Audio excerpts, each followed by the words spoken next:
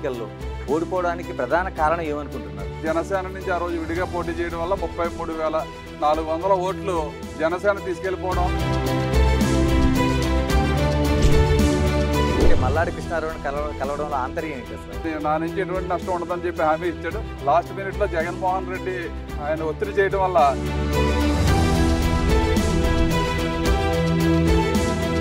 ఓట్లు వేయని వాళ్ళకి టార్గెట్ చేశారు సుబ్బరాజు గారు అనుచరులు అనేది ఒక పెద్ద విమర్శ వినిపిస్తుంది. జగన్మోహన్ రెడ్డి మరి కోడికత్తి కేసు ఎలాగా వాళ్ళ బాబాయ్ కేసు ఎలా ఉందో ఆ విధంగా ఏదోలా డ్యామేజ్ చేయాలని చెప్పి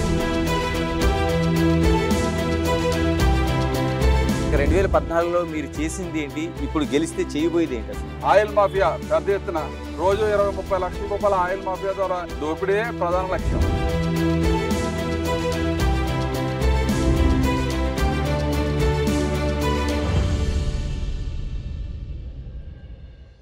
రాష్ట్ర వ్యాప్తంగా తెలుగుదేశం పార్టీ ప్రకటించిన తొలి జాబితాలో ముమ్మిడివరం నుంచి అభ్యర్థిని ముందుగానే ప్రకటించారు.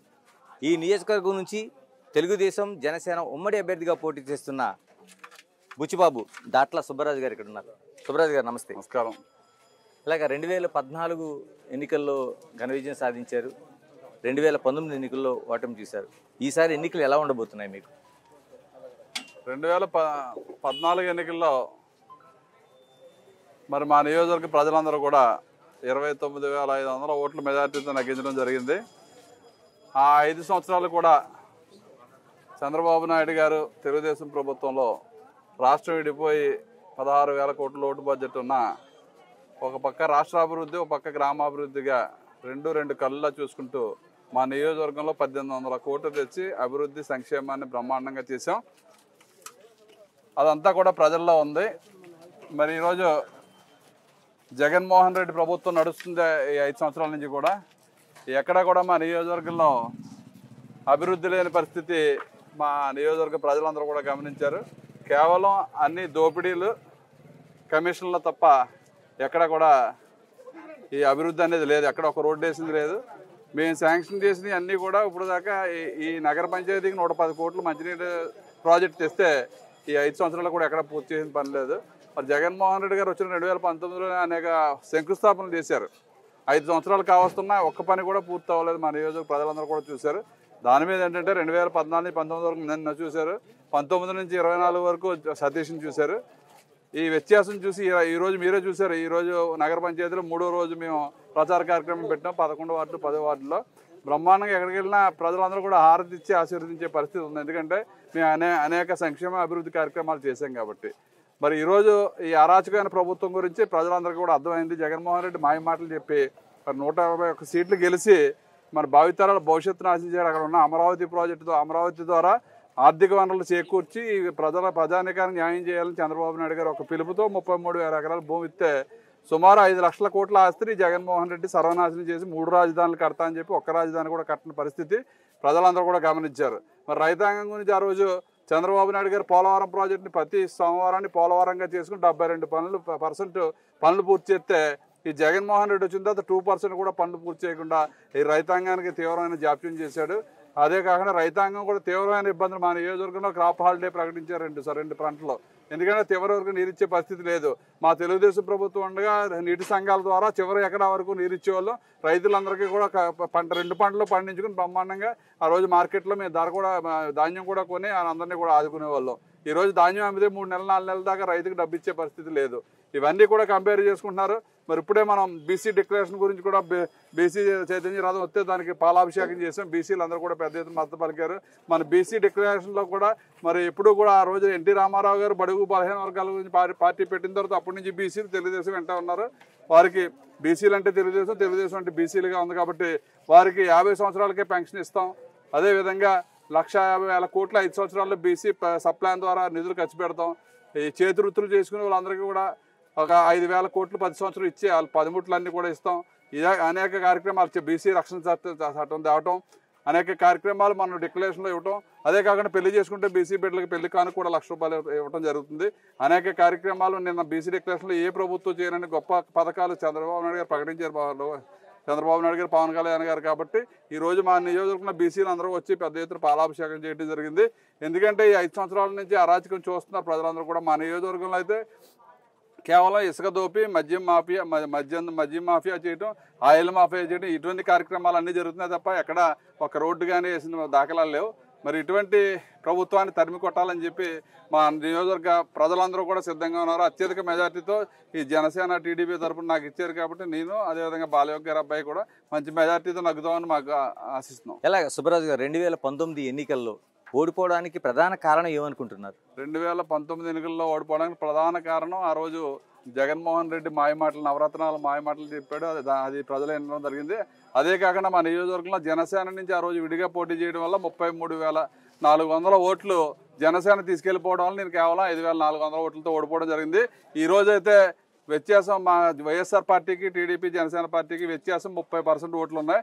దాంట్లో అప్పుడు 33,000 ఎత్తే ఈరోజు 40,000 జనసేన ఓట్లు మాకు యాడ్ అయినాయి. అదే కాకుండా సానుభూతిగా ప్రభుత్వం మీద 20,000 మంది మాకు జాయిన్ అవడానికి సిద్ధంగా ఉన్నారు. కాబట్టి ఈ రోజు పరిస్థితి చూసుకుంటే ఏ సర్వేలో చూసినా 30% ఓట్ షేర్ మాకు ఎక్కువగా ఉంది. ఎలాగ 2 కండువాల ప్రయాణం జరుగుతుంది, బాగుందా మీకు ఇప్పుడు? మా నియోజకవర్గంలో జనసేన టీడీపీ కలిసిన దాని నుంచి మేమందరం సోదరభావంగా ప్రయాణం చేస్తున్నాం. మరి నాకు సీటు ఇవ్వడం వల్ల బాలకృష్ణ గారు కొంచెం ఇబ్బంది పడుతున్నారు. కానీ ఎలాగా అంటే పితాని బాలకృష్ణ ముందు నుంచి సీట్ వస్తుంది ఆశించాడు ఆయన, మరి ఇప్పుడు ఆయన పరిస్థితి ఏంటి? అదేవిధంగా నేనే ఆశించాం. మీ ఇద్దరు ఏ కార్యక్రమం పెట్టినా కలిపి చేసాం. నీకు సీట్ వస్తే నేను చేస్తాను, నాకు సీట్ వస్తే మీకు రాటర్ చేయాలని చెప్పి ఒక సోదరభావంగా మేము ముందుకెళ్ళాం. అదేవిధంగా పితాని బాలకృష్ణ గారికి ఇక్కడ సీట్ రాని పద్ధతిలో నా దగ్గర రావడం జరిగింది. మేము అందరం కూడా వెళ్ళి మరి ఆ సామాజిక వర్గానికి రామచంద్రపురంలో అవకాశం ఉంది కాబట్టి అక్కడ అకామిడేట్ చేయమని అడిగాం. ఆయన పవన్ కళ్యాణ్ గారి దృష్టికి కూడా తీసుకెళ్లారు. ఆయన కూడా పరిశీలన తీసుకుంటామని చెప్పి తొందరలో ఆయన కూడా న్యాయం జరుగుతుందని ఆశిస్తున్నాం. ఎట్టి పరిస్థితుల్లో అతను కూడా సముచిత స్థానం కల్పించి మీ ఇద్దరు కలిపి ముందు ప్రయాణం చేస్తాం. ఇప్పుడు మీ ప్రచారం ఎక్కడైనా తిరగటం లేదు, మరి అది ఒక మైనస్ అయ్యే అవకాశం లేదా? ఈ ప్రచారం అంటే ఇప్పుడు ఇంకా ట్రయల్స్లో ఉన్నాడు. ఇంకా 4-3 రోజుల్లో ఈ ప్రకటిస్తుంది కాబట్టి టైం తక్కువ ఉంది. మండలానికి 8 రోజులు ఉంది కాబట్టి మీ ప్రచారం స్టార్ట్ చేసి తిరగడం జరుగుతుంది. ఈ 4-5 రోజుల్లో టికెట్లన్నీ ఖరారు అవుతాయి కాబట్టి అక్కడ ఒక క్లారిటీ వస్తుంది. కాబట్టి అక్కడ నుంచి మాకు కూడా పితాని బాలకృష్ణ మేము కలిపి ఆ కేడర్ అందరూ కూడా మాకు సహకరిస్తారు. అందరూ కూడా కలిసి ప్రయాణం చేస్తాం. ఇలాగ ప్రభుత్వం అభివృద్ధి చేసింది, నవరత్నాలు ఉపయోగపడుతున్నాయి. మరోవైపు పొన్నాడు సతీష్గా నేను చేసిన అభివృద్ధి నన్ను కాపాడుతుంది, 3వ హ్యాట్రిక్ సాధిస్తానంటున్నాడు సతీష్. పొన్నాడు సతీష్ హ్యాట్రిక్ సాధించడానికి పొన్నాడు సతీష్ చెప్తేనే ఎఫ్ఐఆర్ కట్టాలంటే పోలీసు వ్యవస్థనే అంత దారుణంగా వాడుకుంటున్నాడు అతను. నేను చెప్తేనే ఎఫ్ఐఆర్ కట్టాలి, లేకపోతే ఎఫ్ఐఆర్ కట్టడానికి లేదని చెప్పి అంత దుర్మార్గమైన పరిపాలన పొన్నాడు సతీష్ చేస్తున్నాడు. ఎప్పుడూ లేని గొడవలు అదే సామాజిక వర్గంలో ఉన్న గ్రామాలన్నింటిలో మా గ్రూప్ ఎవరెవరు ఉన్నారో వాళ్ళ మీద గొడవలు పెట్టి వాళ్ళు లాక్కోవాలని ఉద్దేశంతో తప్పుడు కేసులు పెట్టి చేస్తున్నారు. ఒకసారి మీరు 2014 నుంచి 19 వరకు మత్స్యకార గ్రామాల్లో ఎన్ని కేసులు రికార్డు అయినాయి, ఈ 19 నుంచి 24 వరకు ఎన్ని రికార్డు అయినాయి ఒకసారి తిరగేస్తే ఈ సతీష్ పరిపాలన ఏ విధంగా ఉందో మీ అందరికీ కూడా తెలుస్తుంది. అదే కాకుండా ఇక్కడ ఇసుక ఎప్పుడూ లేని డ్రడ్జర్ పెట్టి మళ్ళీ ఇసుక కోట్ల రూపాయలు సంపాదించుకున్న పరిస్థితి ఈ మా నియోజకవర్గంలో ఉంది. మరి యానంలో ఉన్న మద్యం చివరి గ్రామాలన్నింటికి కూడా బోట్ల ద్వారా తెచ్చి పాటలు పెట్టించి డబ్బులు వసూలు చేసుకునే సంస్కృతి ఆ పార్టీకి ఉంది. అదేవిధంగా భైరవపాలెంని వేదికగా చేసుకుని ఆయిల్ మాఫియా పెద్ద ఎత్తున రోజు 20-30 లక్షల రూపాయల ఆయిల్ మాఫియా ద్వారా ఎమ్మెల్యేగా అడ్డం పెట్టి చేసుకుంటాడు. అదే కాకుండా సముద్రంలో ఏదైతే డ్రడ్జింగ్ జరుగుతుందో ఆ డ్రడ్జింగ్ ఇసుక కూడా సుమారు 3-4 కోట్ల రూపాయల ఇసుక అమ్ముకునే పరిస్థితి నియోజకవర్గంలో ఉంది. మరి 2014 నుంచి 19 వరకు కూడా మేము ఎక్కడ ₹1 ఆశించకుండా అభివృద్ధి సంక్షేమ ధ్యేయంగా ముందుకెళ్ళాం. అది ప్రజలందరికీ కూడా తెలుసు.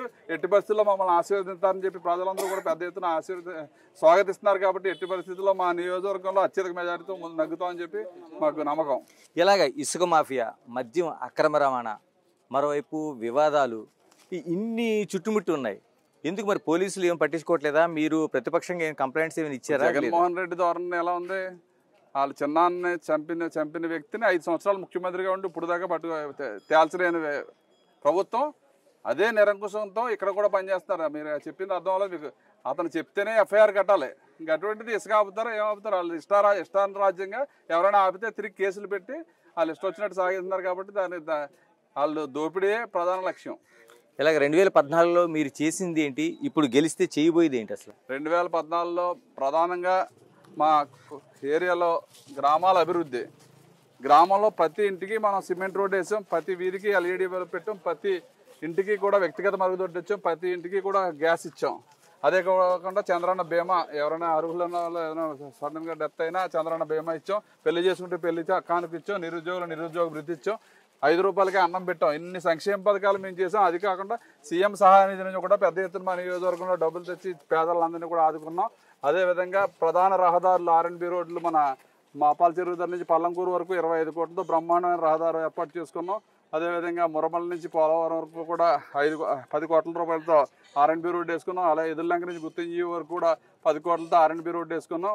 ప్రతి గ్రామంలోనే మినిమం 1 కిలోమీటర్ నుంచి 5 కిలోమీటర్ల సీసీ రోడ్లు మా నియోజకవర్గంలో వేసుకున్నాం. పెద్ద ఎత్తున సైక్లోన్ షెల్టర్లు ఈ రాష్ట్రంలో ఎవరో కట్టలేని అన్ని మత్స్యకారులందరికీ చివరి గ్రామాలకి 11 సైక్లోన్ షెల్టర్లు ఈ రాష్ట్రంలో అత్యధికంగా తెచ్చి కట్టించిన మత్స్యకారులందరికీ.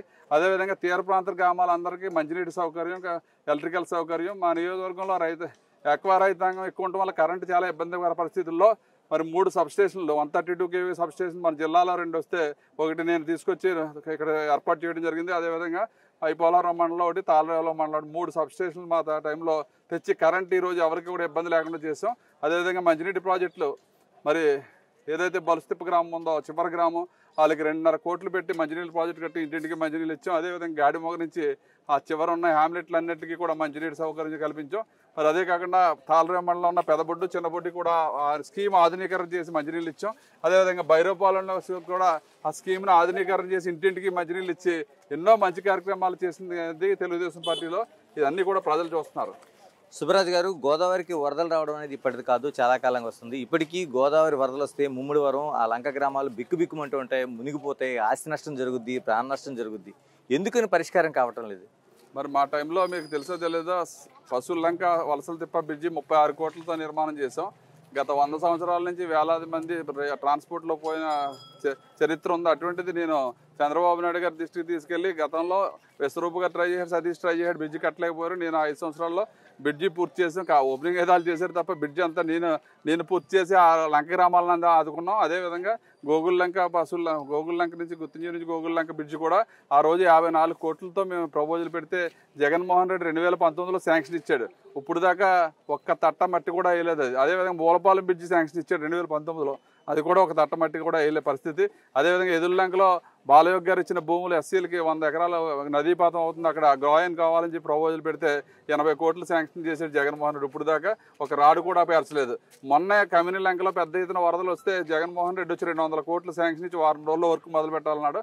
ఒక రాయి కూడా అక్కడ వేసిన పరిస్థితి లేదు. కేవలం శంకుస్థాపనలు తప్ప ఎక్కడ పనిచేసిన దాఖలాలు లేవు. మన నియోజకవర్గ ప్రజలందరూ కూడా మరి దాన్ని మీకు ఎక్కడ ఎవరిని అడిగినా చెప్తారు. ఇక్కడ బీసీ డిక్లరేషన్ అంటున్నారు. ఇక్కడ ఈ నియోజకవర్గ సామాజిక వర్గాలను చూసుకుంటే బీసీ మెజార్టీలో ఉంది, తర్వాత బీసీలో ఉండే ఫిషర్మెన్ కమ్యూనిటీ ఉంది, తర్వాత సెట్టిబలిజా ఇటువంటి కమ్యూనిటీ ఉంది, కాపు ఉంది. ఇన్ని వర్గాల మధ్య బీసీ ఓటింగ్ మాదే అంటుంది. ఎందుకంటే ఎక్కువ సీట్లు ఇచ్చామనేది ఆ ప్రభుత్వం చెప్తున్న మాటలు. ఎలా మీ డిక్లరేషన్ ఎలా చెల్లుబాటు అవుద్ది? బీసీ సీట్లు ఇచ్చినంత మాత్రాన అవ్వదు, న్యాయం జరగాలి. ఆ రోజు ఎన్టీ రామారావు గారు పార్టీ పెట్టిన తర్వాత ఈ బీసీలకి ఆ రోజు 20% రిజర్వేషన్ 33% తీసుకెళ్ళి మరి వేలాది మందికి పదవులు వచ్చేలా చేశారు. ఆర్థికంగా ఉపయోగపడేలా బీసీ కార్పొరేషన్ ద్వారా వేలాది మందికి మేము లోన్లు ఇచ్చాం, కార్లు ఇచ్చాం, అనేక కార్యక్రమాలు చేసాం. ఈ జగన్మోహన్ రెడ్డి వచ్చిన తర్వాత బీసీ కార్పొరేషన్ ఎత్తేసాడు. బీసీ సప్లాన్ లేదు. సుమారు 1,00,000 కోట్లు బీసీలకు రావాల్సిన డబ్బులన్నీ దారి మళ్లించి అమ్మఒడి తమ్మఒడి అనేటువంటి కార్యక్రమాలు చేశాడు తప్ప బీసీలకి అయితే తీవ్రమైన అన్యాయం చేశాడు. 10% రిజర్వేషన్లు తగ్గించి 16,800 మందికి పదవులు రాకుండా చేశాడు. అదే కాకుండా సుమారు 73 మంది బీసీ నాయకులు పొట్టన పెట్టుకున్నాడు. 1,600 మందిని మీద కేసులు పెట్టి ఇబ్బందులు పెట్టే పరిస్థితి ఈ రాష్ట్రంలో ఉంది. కాబట్టి బీసీలు అందరూ సీట్లు ఓడిపోయి సీట్లు ఇచ్చినంత మాత్రాన వాళ్ళకి ఓట్లు వేసేది ఉండదు. నగ్గి సీట్లు మనం ఇస్తాం. బీసీ రాష్ట్ర వ్యాప్తంగా బీసీలకు పెద్ద ఈరోజు యనమల రామకృష్ణుడు, అయ్యన్న పాత్రుడు గారు, అచ్చెన్నాయుడు గారు, మరి ఎర్రనాయుడు గారు అబ్బాయి వీళ్ళందరూ బీసీ నాయకులు. మనం ఎప్పటి నుంచో బీసీని ప్రతిష్టం చేసిన తెలుగుదేశం పార్టీ తప్ప ఈ జగన్మోహన్ రెడ్డి గారు మంత్రి చేసినా ఒక ఎమ్మెల్యే చేసినా వాళ్ళు నామక బోర్డు పెట్టుకోవడం తప్ప వాడికి ఎటువంటి పవర్ లేదు. ఒక ఎమ్మెల్యే జగన్మోహన్ రెడ్డిని కలిసి బయటకు వస్తే మళ్ళీ నెలల దాకా అపాయింట్మెంట్ ఇవ్వని పరిస్థితి ఈ రాష్ట్రంలో ఉంది. కాబట్టి దాన్ని ఎవరికి ఆదర్ చేయరు. బీసీలు అందరూ మా నియోజకవర్గంలో బీసీ ఓటింగ్ సుమారు 1,20,000 ఓటింగ్ ఉంది. 1,50,000 మంది పైన బీసీలు ఉంటే 1,20,000 ఓటింగ్ ఉంది. దాంట్లో అత్యధికంగా 70% ఓట్లు మాకు తెలుగుదేశానికి వేయడానికి రెడీగా ఉన్నారు. కాబట్టి అత్యధిక మెజార్టీతో నగ్గుదామని ధీమాగా ఉన్నాం. ఇలా మీరు చాలా స్ట్రాటజికల్గా వెళ్తున్నట్టున్నారు. ఎందుకంటే మల్లాడి కృష్ణారావుని కలవడంలో ఆంతర్యం ఏంటి అసలు? మల్లాడి కృష్ణారావు గారికి మాకు నా చిన్నప్పటి నుంచి స్నేహం ఉంది. 2014 ఎన్నికల్లో ఆయన తిరగలేదు కానీ నాకు సపోర్ట్ చేశాడు, అందరినీ చేయమని చెప్పాడు. 2019 ఎన్నికల్లో మల్లాడి కృష్ణారావు గారి దగ్గరికి నేను వెళ్ళి సతీష్కి అప్పుడు మీరు సీట్ ఇప్పించారు, సతీష్ని ఎమ్మెల్యే చేశారు, నాకు కూడా సహకారం చేశారు. కాబట్టి మీరు మా ఇద్దరికి ఒక పెద్ద మనిషిలా, నాకు చేయమని అడగలేదు, మీరు ఒక పెద్ద మనిషిలా వ్యవహరించి మాకు ఇద్దరికి ఇబ్బంది లేకుండా మీరు పెద్ద మనిషిగా ఉండండి అని చెప్పాను. కాకపోతే ఆయన లాస్ట్ మినిట్లో జగన్మోహన్ రెడ్డి ఆయన ఒత్తిడి చేయడం వల్ల లాస్ట్ 1 వీక్ కూడా సతీష్కి సపోర్ట్ చేశాడు. అదేవిధంగా జనసేన ఉండిపోవడంలో ఓడిపోయింది తప్ప, లేకపోతే ఇటు పరిస్థితుల్లో యాంటీ హ్యాండ్ అయితే ఎప్పుడు కూడా సతీష్ ఇక్కడ నగ్గడని నేను చెప్తున్నాను. ఆ రోజు చిరంజీవి గారు అడ్డం పెట్టుకుని మా 2000 ఓట్లతో నగ్గాడు, మొన్న పవన్ కళ్యాణ్ గారు అడ్డం పెట్టుకుని 5400 తగ్గాడు తప్ప యాంటీ హ్యాండ్ పోటీ వస్తే ఎప్పుడు సతీష్ ఈ నియోజకవర్గంలో నగ్గడు. ఎందుకంటే అతను 2009 నుంచి 14 వరకు ఎమ్మెల్యే చేశాడు. మరి 14 నుంచి 19 వరకు ఎవరికీ కనిపించలేదు. మరి నేనైతే మరి 2019 నుంచి 24 వరకు అన్నిత్యం ప్రజలతోనే ఉన్నాను. కాబట్టి ప్రజలు నన్ను పెద్ద ఎత్తున ఆదరిస్తున్నారు. ఎలాగంటే కృష్ణారావు మీకు ఏమైనా హామీ ఇచ్చారా, మీకు మద్దతు తెలుపుతారా? కృష్ణారావు ఎటువంటి నష్టం చేయను, నా నుంచి ఎటువంటి నష్టం ఉండదని చెప్పి హామీ ఇచ్చాడు. అదేవిధంగా సతీష్కి ఎట్టి బస్సులో చేయనని కూడా చెప్పాడు ఆయన. ఎందుకంటే ఆయన ఎలక్షన్లో సతీష్ అక్కడికి వెళ్ళి మరి ఆయన డ్యామేజ్ చేశాడు. కాబట్టి వాళ్ళిద్దరికీ కూడా కొంచెం డిస్ప్యూట్ ఉంది. ఒక పెద్దరికంగా నేను వెళ్ళి కలాలని ఉద్దేశంతో నేను చాలామంది పెద్దలు కలిసాను. నాకు సీట్ ఇచ్చిన తర్వాత అందరి సహకారం ఉంటేనే, ఒక కులంతో జరిసేది కాదు, అన్ని కులాలు కలిపితేనే మనకి ముందుకెళ్తాం. కాబట్టి నేను అందరినీ కూడా కలుపుకుంటూ ముందుకెళ్తున్నాను. సుబ్బరాజు గారు మీకు సూటిగా అడగదలుచుకున్నారు, 2014 ఎన్నికల్లో జరిగిన ఎన్నిక విజయం తర్వాత సుబ్బరాజు గారికి తెలుసో తెలీదో కానీ చాలామంది ఓట్లు వేయని వాళ్ళకి, ఆయనకు వ్యతిరేకంగా పనిచేసిన వాళ్ళని టార్గెట్ చేసి వాళ్ళకి ఎటువంటి లబ్ధి లేకుండా టార్గెట్ చేశారు సుబ్బరాజు గారు అనుచరులు అనేది ఒక పెద్ద విమర్శ వినిపిస్తుంది. ఈసారి ఎటువంటి జాగ్రత్త తీసుకుంటారు, మీ దృష్టికి వచ్చిందా? అదంతా వైఎస్ఆర్ డ్రామా. నా దగ్గరికి రావాలంటే 2-3 దాటుకుని రావాలని చెప్పి ఒక తప్పుడు ప్రచారం వైఎస్ఆర్ పార్టీ చేసింది. నా పద్ధతి అది కదా. నేను నా రూమ్లో ఉంటే ఎవరు ముందు వస్తే వాళ్ళని పంపమంటాను. ఒక 5 నిమిషాలు వెయిట్ చేసినప్పటికీ అటువంటి వ్యత్యాసాలు పెట్టి మనం డ్యామేజ్ చేసేది తప్ప, మా ప్రజలందరికీ తెలుసు ఎటువంటి నా సామాన్య కార్యకర్త కూడా నన్ను కలుపుతాడు. నాకు ఎక్కడ రిస్ట్రిక్షన్ ఉండదు. అది కేవలం క్రియేషన్ వైఎస్ఆర్ పార్టీ క్రియేట్ చేశారు. జగన్మోహన్ రెడ్డి మరి కోడికత్తి కేసు ఎలాగా, వాళ్ళ బాబాయ్ కేసు ఎలాగ ఉందో ఆ విధంగా ఏదోలా డ్యామేజ్ చేయాలని చెప్పి ప్రశాంత్ కిషోర్ గారు స్ట్రాటజీలు అప్పుడు వాళ్ళ సలహాల మీద ఇటువంటి చిన్న డ్యామేజ్లు చేసి, అయినా కానీ అతను నగ్గలేదు. ఎంప్లాయీస్ అందరూ కూడా ప్రతి బూత్లో 10 నుంచి 20 ఓట్లు ఎంప్లాయీస్ అతను వేసిన వల్ల నగ్గాడు తప్ప, ప్రజానీకంలో అయితే నేనే నగ్గాను. ఈ రోజైతే ఆ ఎంప్లాయీస్ అందరూ మాకు సహకారం చేస్తున్నారు. కాబట్టి 5000 లోపు ఉన్న ఓట్లన్నీ కూడా ఎంప్లాయీస్ ఈ రాష్ట్రంలో సుమారు 20 నుంచి 30 సీట్లు ఎంప్లాయీస్ చేతుల మీద నగ్గే పరిస్థితి ఉంటుంది. ఇలా ఇక్కడ కేజీ బేసిన్ ఉంది, కృష్ణా గోదావరి బేసిన్లో కోట్ల రూపాయల $1 బిలియన్ సొమ్ములు కొల్లగొట్టుకుని వెళ్ళిపోతున్నారు. కానీ ఇక్కడ ఉండే వాళ్ళకి సరైన ఉపాధి లేదు, మీకు సరైన రోడ్లు వేయటం లేదు. గతంలో టీడీపీ కొంత పోరాటం చేసి విడిచిపెట్టింది. ఈసారి ఏం చేయబోతున్నారు? ఈ కేజీ బేసిన్లో మేము ఉండగా అయితే 5 సంవత్సరాలు కూడా మాకు ఓపెన్ రిగ్స్ కొట్టారు ఆయిల్ ఇండియా వాళ్ళు. మనకి ఏదైతే లంక్ ఆఫ్ తానేళ్ళ లంక్ ఉందో ఆ తానేళ్ళ లంకలో ఆయిల్ రిగ్ కొడితే వాళ్ళ నుంచి సిఎస్ఆర్ నిధులు తెచ్చి ఆ గ్రామం అంతా సిసి రోడ్లు వేసాం, ప్రతి ఇంటికి మంచినీళ్ళు ఇచ్చాం, ఆ గ్రామం మొత్తం టోటల్గా అటువంటి కార్యక్రమాలు చేసాం. అదే కాకుండా మరి ఎదుర్లంక గ్రామంలో కూడా ఒక రిగ్ వేస్తే అక్కడ కూడా ఆ గ్రామం అంతా కూడా బ్రహ్మాండంగా చేసాం. బలుస్తిప్పలో కూడా ఆయిల్ ఇండియా కూడా ఒక రిగ్ వేస్తే ఆ బలుస్తిప్ప గ్రామం 2.5 కోట్లతో ఒక వాటర్ స్కీమ్ కట్టి ఇంటింటికి మంచినీళ్ళు ఇచ్చాం. అదేవిధంగా తాళరావు మండలంలో బాపనపిల్ల అని ఒక గ్రామం ఉంది, పోలేకూరు గ్రామం. ఆ గ్రామంలో కూడా మొత్తం ఊరంతా కూడా సిమెంట్ రోడ్లు చేత ఆ సిఎస్ఆర్ డబ్బులు ఏదైతే ఉన్నాయో అన్నీ కూడా పక్కాగా మేము ఆ గ్రామాలకే ఖర్చు పెట్టాం. మరి ఈరోజైతే ఆ రోజు మేము మన కృష్ణారావు గారు మేము ఓఎన్జీసీని టేక్ఓవర్ జిఎస్పీసీని ఓఎన్జీసీ టేక్ఓవర్ చేసినప్పుడు ఈ ఏదైతే ఫిషర్మెన్కి పైప్ లైన్ వేస్తున్నారో ఆ పైప్ లైన్కి లబ్ధి చేకూర్చాలంటే ఆ రోజు 2 సంవత్సరాలకి వర్క్ జరుగుతుంది. 2 సంవత్సరాలు కూడా ఒక ప్రతి మత్స్యకారుడికి 11,500 వేటాడి ప్రతి మత్స్యకారుడికి 11,500 ఇవ్వడానికి అగ్రిమెంట్ అయ్యారు. ఆ డబ్బంతా ఓఎన్జీసీ ఎప్పుడో డిపాజిట్ చేసింది. కాకపోతే ఎమ్మెల్యే గారు ఈ ఓట్లు దండుకోవడానికి ఈ దప్పదప్పాలుగా 4 నెలలకు ఒకసారి వాయిదాల కింద ఇవ్వడం జరుగుతుంది. సుమారు 2 సంవత్సరాలు ఆల్రెడీ వర్క్ జరిగింది, 18 నెలలు ఇచ్చారు. ఇంకా 6 నెలలు ఇప్పుడు ఇవ్వాల్సి ఉంది, రేపు 10వ తారీఖునే అది కూడా ఇస్తున్నారు. ఇంకా 4-5 నెలల వర్క్ జరుగుతుంది. కాబట్టి మన ప్రభుత్వం వచ్చిన తర్వాత కూడా ఏదైతే డ్యామేజ్ జరుగుతుందో మత్స్యకారులు వాళ్ళందరికీ ఇచ్చి ఏర్పాటు మేము చేసుకుంటాం. ఇలా ఇక్కడ నుంచి వేల కోట్ల రూపాయల ఆయిల్ కొలగొట్టుకు వెళ్తున్నా మన పిల్లలకు ఉపాధి లేకుండా పోయింది. మన టెక్నికల్ ఏదైతే అనుభవం సరిపోదు అంటున్నారు, ఎక్కడో డెహ్రాడూన్ నుంచి దిగుమతి చేసుకుని ఇక్కడ చేస్తున్నారు. దీనికి ఏమైనా పరిష్కారం ఉందా ఇక్కడ ఏమైనా? గతంలో అయితే మేము 2019-14లో అయితే రిలయన్స్ సంస్థ ఉంది, అంటే పర్మనెంట్ జాబ్ లెవెల్ తప్ప దాంట్లో సబ్ కాంట్రాక్ట్ చాలా వర్కులు చేస్తున్నారు. అటువంటి వర్కుల్లో చాలామంది సుమారు 70-80 మందిని జాయిన్ చేసాం. అదేవిధంగా ఓఎన్జీసీలో కూడా అలా మేము 42 మందిని పర్మనెంట్ జాబ్లో వేయించాం. పండుల రవీంద్రబాబు గారు ఎంపీగా, నేను ఎమ్మెల్యేగా ఉండి వాళ్ళు సుమారు 40 రోజులు నిరాహార దీక్ష చేస్తే మేము యజమాన్యంతో మాట్లాడి 42 మందికి పర్మనెంట్గా జాబులు వేయించాం. బ్రహ్మాండంగా ఈరోజు ఆ కుటుంబాలు అందరూ కూడా చేసుకున్నారు. అటువంటి కార్యక్రమాలు చాలా చేసాం. ఇతను అయితే దోచుకోవడం తప్ప ఎక్కడ ఎటువంటి ఒక జాబ్ కూడా వేసిన పరిస్థితి లేదు. ఇలాగ మన కొబ్బరికాయకి దిగుబడి లేదు, మరోవైపు గిట్టుబాటు ధర లేదు, ఎక్కడో ఉండే కేరళలోనో లేకపోతే బెంగళూరు నుంచి వచ్చే కొబ్బరికాయ డామినేట్ చేస్తుంది. ఈ ఏరియాలో కొబ్బరి పంట మీద నల్లి తెగులని పట్టి కొంచెం డ్యామేజ్ చేయడం జరిగింది. దాని మీద కూడా కొబ్బరి కూడా అంత లాభసాటిగా లేదు. అంటే బయట తమిళనాడు, కేరళలో కూడా అధికంగా కొబ్బరి వేయడం వల్ల కొంత కొబ్బరి మీద కూడా కోనసీమ అంటే ఇదివరకు కొబ్బరి ఒక గవర్నమెంట్ జాబ్లో ఉండేది. ఒక ఎకరం పొలం ఉంటే గవర్నమెంట్ జాబ్ వచ్చినంత ఇన్కమ్ వచ్చేది. అటువంటిది 4 చోట్ల కూడా ఇది డెవలప్ అవ్వడం వల్ల కొంతవరకు డిమాండ్ తగ్గడం జరిగింది. ఇంచుమించు ఇప్పుడు అయితే 7-8 రూపాయలు కాయ ఉండటం జరిగింది. అదేవిధంగా ప్యాడీ అయితే మాకు చివరి ప్రాంతాలకు నీళ్ళు ఇవ్వలేదు. 5 సంవత్సరాలు కూడా నీటి సంఘాలు ఏర్పాటు చేయకుండా, నీళ్ళు ఇవ్వకుండా రైతులు తీవ్రమైన ఇబ్బంది పెట్టారు. చివరి భూములన్నీ కూడా ఎండిపోయినాయి. ఇప్పుడు ఈ రోజైతే తాళరావు మండలంలో చాలా గ్రామాల్లో నీళ్ళు లేక రైతులు మరి భూమి అంతా ఎండిపోయే పరిస్థితి వచ్చింది.